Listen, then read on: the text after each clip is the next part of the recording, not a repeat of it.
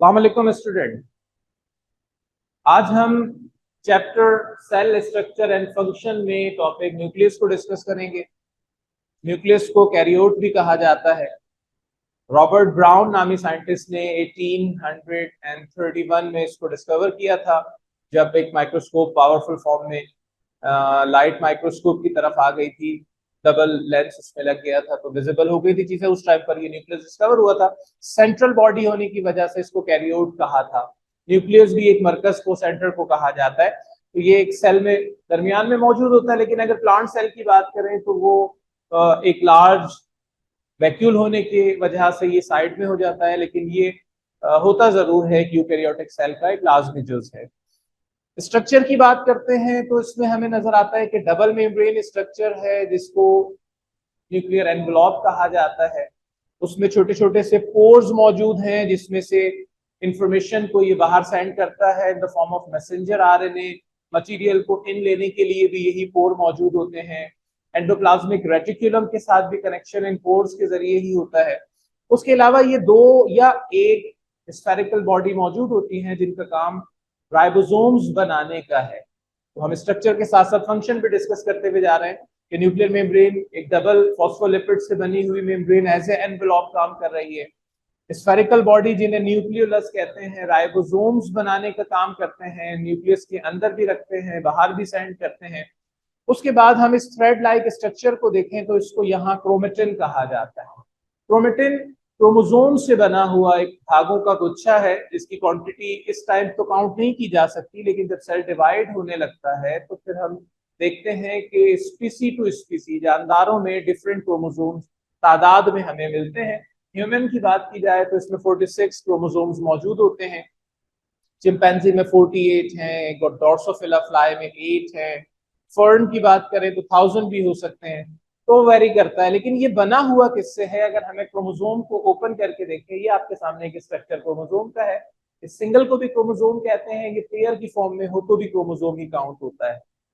Chromosome को अगर देखें तो इसके दरमियान में ये हमें क्रोमेटिड नजर आ रहा है। ये वाला जो पार्ट है इसका, ये आर्म्स जो है ये क्रोमेटिड है, और दरमियान वाली बॉडी सेंट्रोमेयर। सेंट्रोमेयर के ऊपर एक खास प्रोटीन लगी होती है, काइनेटोकोर, जो सेल डिवीजन के टाइम पे ज्यादा विजिबल हो जाती है। स्पिंडल्स को अटैच करने के लिए ये प्लेस प्रोवाइड की जाती है कि जब सेल डिवाइड होता है, क्रोमोसोम अपोजिट पोल्स पे जाते हैं, तो वो काइनेटोकोर के साथ अटैच होके जाते हैं। उसके बाद जब हम इस क्रोमेटिड को एनलार्ज करके देखते हैं तो उसमें ये इस तरह का रैपअप हुआ थ्रेड टाइप स्ट्रक्चर नजर आता है।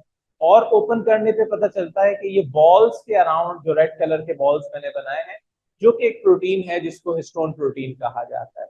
उस पर ये ब्लैक कलर का जो थ्रेड लिपटा हुआ है, ये स्टडी होने पे पता चला कि डीएनए है, डीऑक्सीराइबोन्यूक्लिक एसिड। इस पे खास सीक्वेंस नाइट्रोजन बेसिस का है, जो कि जीन कहलाते हैं, और जीन की पोजीशन को लॉसाए कहा जाता है। ये आपकी बुक ने मेंशन किया है। Loci is a position of gene.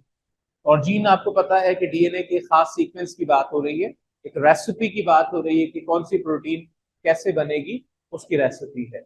उसके बाद जब हम देखते हैं कि ये खास एक बज़ाहिर 4 बॉल्स नजर आते हैं, 4 इसके बैक पे हैं, 8 होते हैं क्वांटिटी में। हिस्टोन प्रोटीन से बने हुए ये बॉल्स हैं, जिनके अराउंड जब ये रैपअप लिपटा हुआ धागा होता है तो उस टाइम पर इसे न्यूक्लियोसोम कहा जाता है। तो इस तरह के ये गुच्छे बहुत सारे इसके अंदर मौजूद होते हैं, और काफी ओपन करने पे पता चलता है कि इसकी लेंथ भी काफी है और अच्छी खासी इंफॉर्मेशन इसके ऊपर लिखी हुई। फिर हम क्रोमोसोम को सेंट्रोमेयर की पोजीशन की वजह से 4 मेन ग्रुप्स में डिवाइड करते हैं। इसमें अगर सेंट्रोमेयर मिड में हो और दोनों आर्म्स इक्वल हो, लाइक दिस, ये सेंट्रोमेयर मौजूद है और दोनों आर्म्स बराबर हैं, तो इस तरह की बॉडी को मेटासेंट्रिक कहा जाता है। सेकंड, हमने देखा कि ऐसा भी होता है, एक आर्म स्लाइटली स्मॉलर हो देन द अदर वन, तो उसको हमने सब मेटासेंट्रिक कहा। अनदर कैटेगरी, बहुत ही छोटा आर्म है और दूसरा वाला बहुत बड़ा आर्म है, तो एक्रोसेंट्रिक हो जाएगा। और फोर्थ वन भी ऐसा देखा गया कि सेंट्रोमेयर ऊपर आ गया और उसमें जो एक ही आर्म रह गया उस बेस पर, उसे टीलोसेंट्रिक कहा। तो 4 है, मेटासेंट्रिक, सब metacentric, acrocentric and telocentric. Nucleus की साथ साथ हम फंक्शन की भी बात कर रहे थे कि ये जेनेटिक इंफॉर्मेशन रखता है, सेल के जो बाकी पार्ट हैं उनको कंट्रोल करता है और एक्टिविटी सारी इसी के अंडर कंट्रोल होती है, तो इसको हम ब्रेन ऑफ द सेल भी कहते हैं। और फिर हमने देखा भी कि इसके अंदर जो इंफॉर्मेशन सेफ थी उसके जरिए जो एक्टिविटी चल रही थी वो भी कंसर्न थी। तो यहाँ ये टॉपिक कंप्लीट होता है न्यूक्लियस का, और इंशाल्लाह फिर नेक्स्ट क्लास में नए टॉपिक के साथ हाजिर होंगे। अस्सलाम वालेकुम।